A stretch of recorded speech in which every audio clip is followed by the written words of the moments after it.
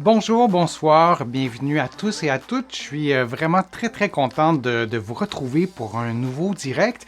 Aujourd'hui, on parle d'épaule, de douleur à l'épaule, de problèmes d'épaule. Et c'est une articulation qui est complexe. C'est une articulation qui cause beaucoup de problèmes à plusieurs personnes. Et c'est pas une articulation qui est très simple. Intuitivement, c'est un peu difficile de comprendre comment l'épaule fonctionne. Et c'est ce qu'on va faire aujourd'hui, c'est ce qu'on va faire ce soir. Je pense que ça peut être utile si on avait, ce serait utile si on avait tous un petit cours rapide, relativement rapide, pour bien comprendre l'épaule et aussi pour pouvoir soulager des douleurs à l'épaule quand on en a. Et il y a plein de choses qu'on peut faire à la maison. Vous allez trouver plusieurs des exercices que je vous présente aujourd'hui dans mon livre 99 façons de prévenir les effets du vieillissement et aussi dans mon livre Conseils d'un physio pour une meilleure posture et des articulations en santé. Ces livres-là, vous pouvez les trouver notamment à la Librairie du Québec à Paris. Vous pouvez les trouver aussi sur le web et un peu partout en librairie au Québec et ailleurs aussi. Les conseils que je vous donne, ce ne sont pas des conseils individuels. Ça ne remplace pas l'opinion d'un expert, d'un professionnel de la santé et encore moins une évaluation d'un professionnel de la santé. Alors, je vous invite à consulter un professionnel de la réadaptation. Maintenant, différencier les rotations internes et externes et ses déclinaisons, c'est un élément vraiment fondamental pour mieux soulager la douleur à l'épaule. J'ai presque envie de dire pour soulager toutes les douleurs à l'épaule, de bien comprendre ces exercices-là et ces mouvements-là de rotation interne, de rotation externe. Ce ne sont pas des mouvements si intuitifs et je dirais que c'est peut-être l'erreur qu'on fait la plus fréquemment dans nos exercices ou dans un contexte de soulagement d'épaule, soit de les négliger tout simplement ou peut-être d'en oublier certains mouvements de rotation. Donc, c'est vraiment hyper important. Rapidement, on regarde l'humérus. L'humérus, qui est un os quand même assez long, dans sa partie supérieure, on y retrouve une sphère presque parfaite qui s'articule avec l'omoplate et la clavicule, des surfaces articulaires qui sont relativement incongrues.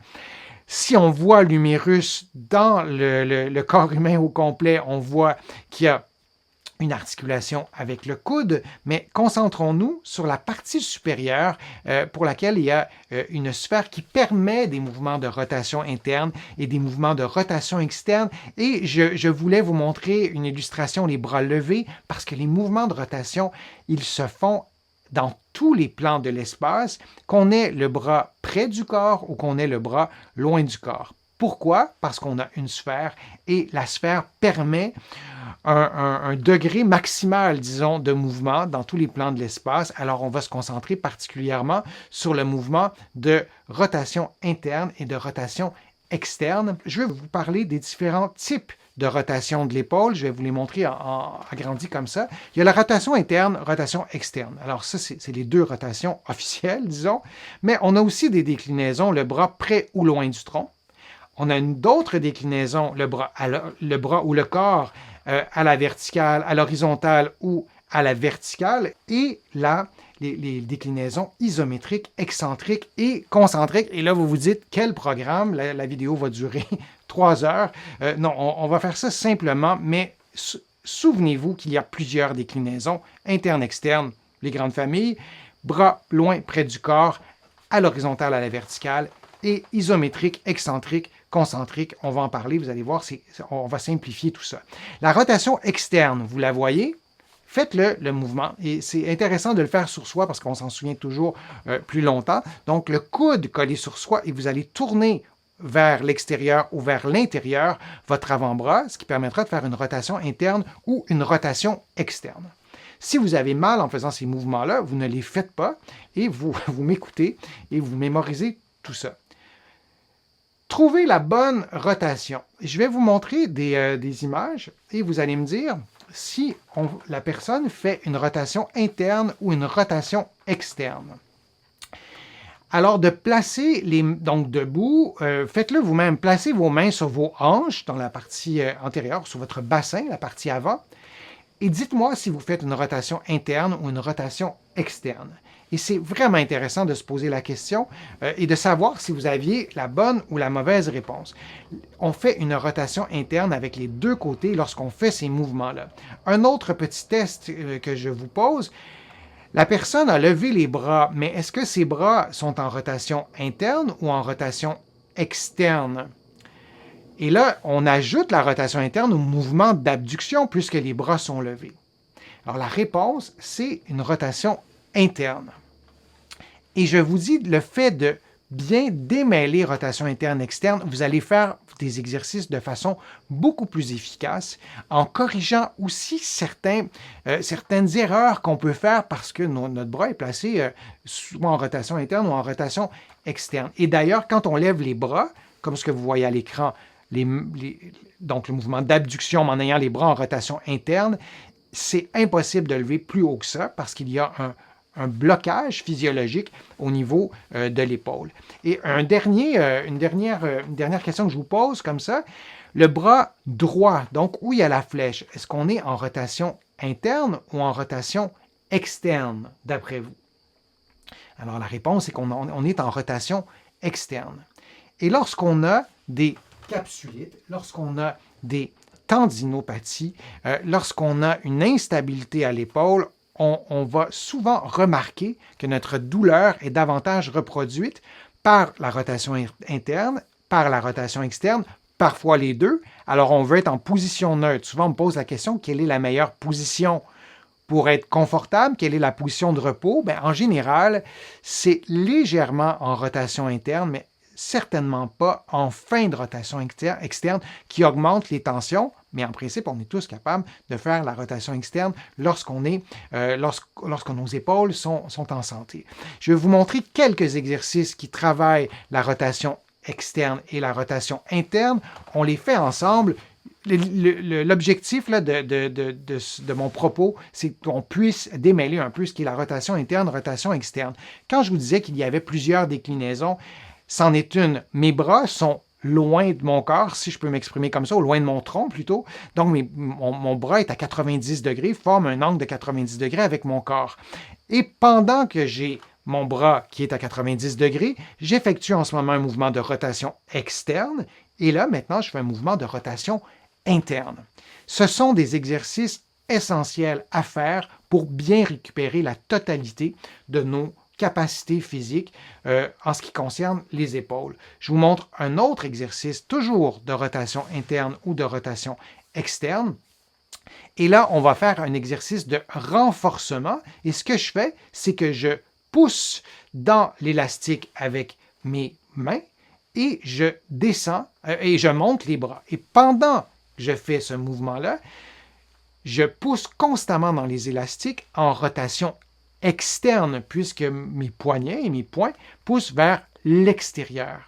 Et c'est un exercice fantastique de stabilité. Vous n'avez peut-être jamais vu cet exercice-là. Ce n'est pas un exercice qu'on donne souvent. C'est peut-être pas le premier exercice qu'on fera quand on a des douleurs. En fait, c'est certainement pas le premier exercice. C'est un exercice de stabilité qui fonctionne très bien et c'est un exercice de rotation externe.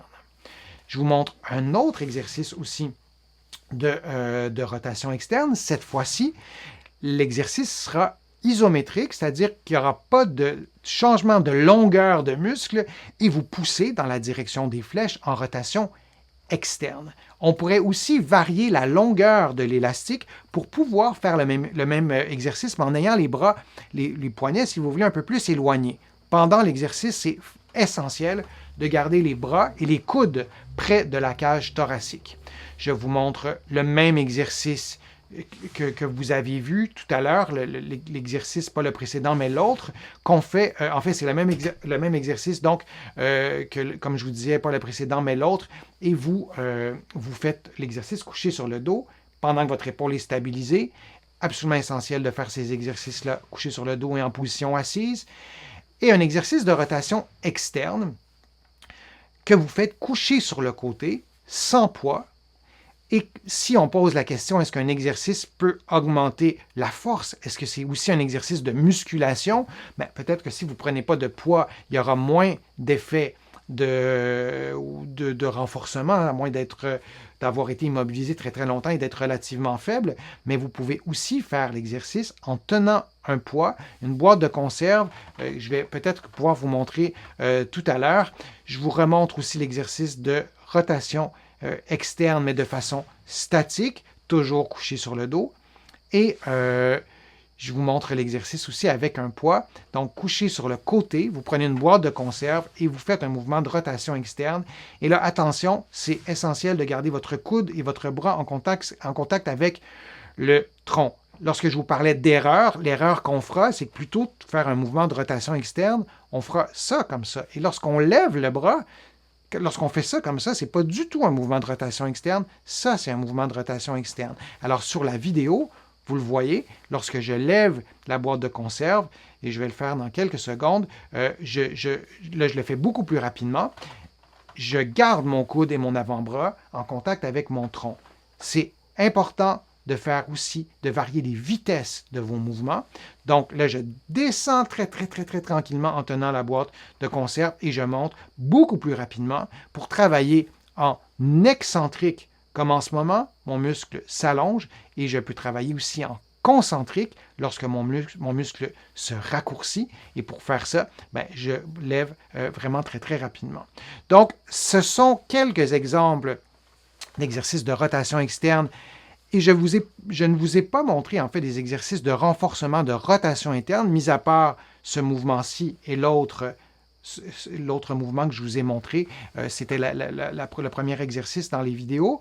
Vous pourriez aussi faire des exercices de renforcement. À ce moment-ci, vous auriez besoin d'une bande élastique ou d'aller dans une salle de sport et vous devez tenir votre bande élastique qui serait attachée après un meuble, par exemple, et vous faites le mouvement de rotation interne en ayant une résistance dans votre main ou votre poignet. C'est une façon aussi d'augmenter votre force en rotation interne et vous pouvez le faire aussi dans cet angle-là. En général, ça prend des accessoires, soit une bande élastique et un peu d'imagination pour attacher l'élastique au bon endroit pour que la résistance soit placée de façon à ce que vos rotateurs internes soient stimulés. Mais pour augmenter votre stabilité, pour récupérer vos capacités fonctionnelles, il est indispensable de stimuler les rotateurs internes, les rotateurs externes et l'amplitude de mouvement en rotation interne et en rotation externe.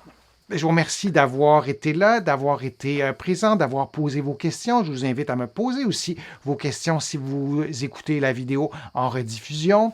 J'espère que les conseils, les exercices vous ont été utiles pour avoir moins de douleur à l'épaule, pour récupérer vos capacités fonctionnelles aussi.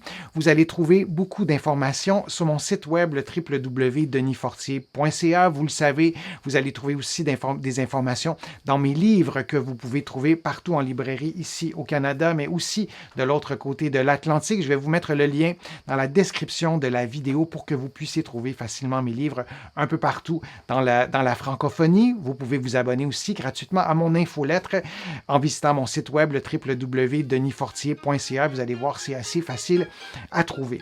Alors, j'espère que les informations, les conseils vous seront utiles. J'espère vous retrouver bientôt pour un nouveau direct, pour une nouvelle vidéo. Et je vous remercie de votre patience et de votre intérêt et au plaisir de vous relire aussi dans les fils de discussion sur ma chaîne YouTube. Je vous souhaite une bonne journée, une bonne soirée et à bientôt.